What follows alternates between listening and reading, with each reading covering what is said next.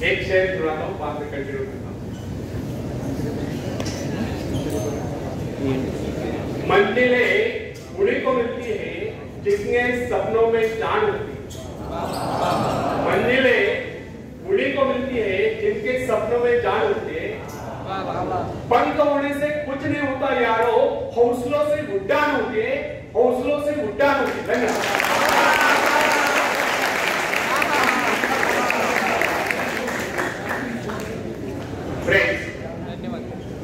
जब सागर शांत हो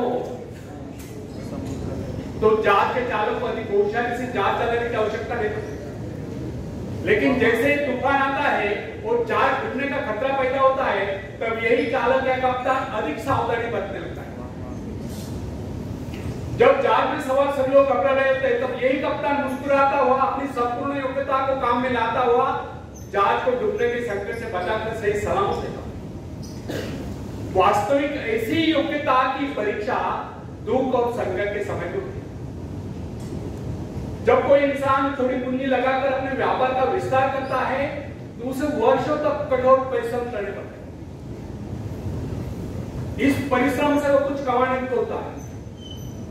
यह परिश्रम है उसके विजय का प्रतीक है।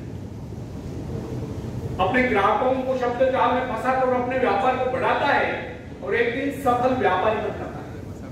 बाद में छोटे मोटे कारोबार संगठन उसका कुछ नहीं बिगाड़ता।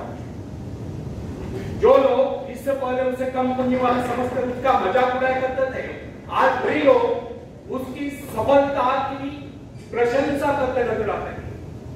इसे कहते हैं अपने हाथों अपने भाग्य का निर्माण, आत्मशक्ति का चमक। फ्रेंड्स, जिसके पास धन की शक्ति हो उसे शिक्षा प्राप्त करके या विद्या प्राप्त करके आत्म विकास करने का अवसर कहां है? वह तो धन की शक्ति पर निर्भर होकर नहीं सोचता रहता मैं चाहूं तो विद्वानों को खरीद सकता। लेकिन फ्रेंड्स, अमीर हो या गरीब, जो विद्या प्राप्त करना सबसे जरूरी समझता है वह रात रात भर अध्ययन करता रहता है, क्योंकि उसे पता है कि उसका कोई सहारा नहीं। सहारा बढ़ेगा तो वह उसका अपना स्वयं का ज्ञान है। जिस आदमी को पता हो जाता है उसे बाहरी सहायता मिलना बंद हो गया, वो या तो अपने पांव पर खड़ा हो जाएगा, गिर जाएगा। वास्तविक उस समय उसे बहुत ही कठोर परिश्रम की आवश्यकता महसूस होती है। असफलता के कलंक से बचने के लिए उसे अपने व्यक्तित्व की रक्षा करनी चाहिए। ऐसे लोग अपने आत्मविश्वास की शक्ति के बल पर दिन रात कर मेहनत करते हैं और सफल हो जाते हैं। फ्रेंड्स, जब मनुष्य पर संकट की घड़ी आ जाती है, जब वो किसी भी तरह से अपनी जीविका चलाने में असमर्थ हो जाता है, तब कोई विरला होता है जो सफलता प्राप्ति के लिए खून पसीना एक कर देता है ताकि उसे असफलता का मोह न देखना। संकट काल में ही तो मनुष्य की बुद्धि का पता चलता है। कई बार ऐसे अवसर पर ऐसी सफलता मिलती है जिसकी मनुष्य ने सपने में भी आशा की नहीं। वो स्वयं सोचने लगता है कि मुझे इतनी सफलता कैसे। वास्तविक ऐसी शक्ति हर इंसान के भीतर छुपी होती है, परंतु वो उसे पहुंचा नहीं पाता। जैसे वो संकटों से गिर जाता है वैसी यह शक्ति बाहर निकल कर उसकी सहायता करने आता है। जो काम इससे पहले वो संभव समझ रहा था वही काम पूरे होने लगते हैं। इसका कारण यह है, जब मनुष्य का जीवन चारों खतरों से गिर जाता है तब उससे बाहर निकलने के लिए वो हाथ पैर मारना शुरू कर देता है और इस संघर्ष से उसकी बुद्धि तेज हो जाती है, उसमें एक प्राकृतिक नैसर्गिक शक्ति आ जाती है। फ्रेंड्स, अपनी जरूरतों की पूर्ति के लिए संघर्ष करना हम सभी का कर्तव्य है। संघर्ष से तो हमें सफलता मिलती है। जिनमें संघर्ष करने की इच्छा न हो वो तो असभ्य और जंगली करना है। आवश्यकता तथा आवश्यक पदार्थों की दुर्लभता ही सदा से मानव जाति के विकास का कारण नहीं है। हर सभ्यता और संस्कृति का आधार श्रम और संघर्ष का। जो अपना लक्ष्य पाने में खो गया वही कुछ नहीं सकता।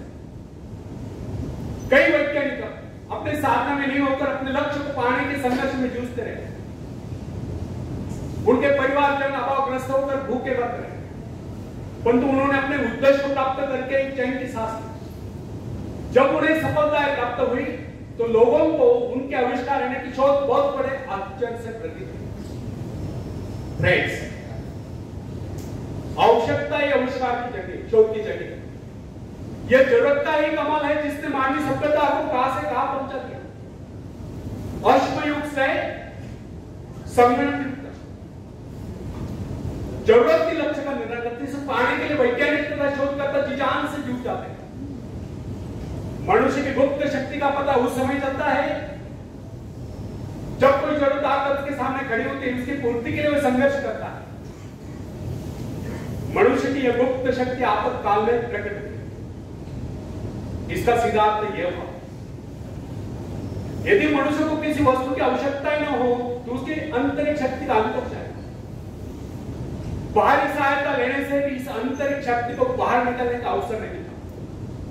जो काम इस शक्ति द्वारा ले जाने वाला था वही काम हम दूसरों की सहायता लेकर झटपट कर डालते हैं और पंगु तथा शक्तिहीन बने रहते हैं। इसलिए फ्रेंड्स,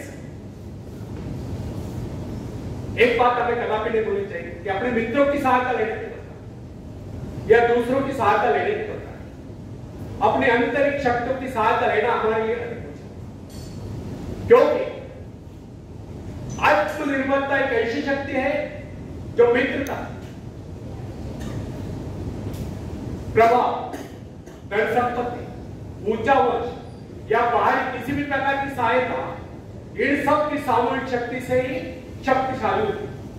आत्मनिर्भरता की सहायता लेकर मनुष्य भीषण से भीषण बाधाओं को भी पार कर जाता है, भयंकर कठिनाइयों पर भी विजय प्राप्त करता है, बड़े से बड़े आविष्कार रहने की शोध करने में भी सफल हो जाता है।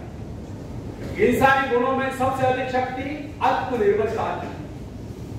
जो इंसान अपने सहारे जीता है, जो अपने बल पर चलता है, जो अपने लक्ष्य पर चट्टान की भांति डटा हुआ है, जो बाधाओं को सामने देखकर जरा भी विचलित नहीं हुआ, जिससे अपनी कार्य कुशलता और कर्म शक्ति पर पूरा विश्वास है, वही सफल होता है। सत्य, पवित्रता और सुंदरता पर प्यार करना मनुष्य का स्वभाव है। जो व्यक्ति मौलिक विचारों के बल पर जीता है, जिसके कुछ सिद्धांत हैं जिन पर वह अड़ुल रहता है, जो अपने उसूलों पर दृढ़ता से कायम है, लोग उसे आश्चर्य से देखते हैं, उसके अनुयायी यानी कि शिष्य बनने का प्रयत्न करते हैं, क्योंकि लोगों की दृष्टि में वो महान है। फ्रेंड्स, यदि आप भी महान बनना चाहते हो तो अपनी शक्तियों को पहचानो।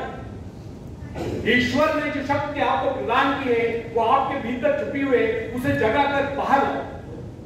यदि आप उसे जगाने में सफल हो गए तो सफलताएं आपके कर्मों तले होगी और आप कामयाबी के शिखर पर होंगे। धन्यवाद।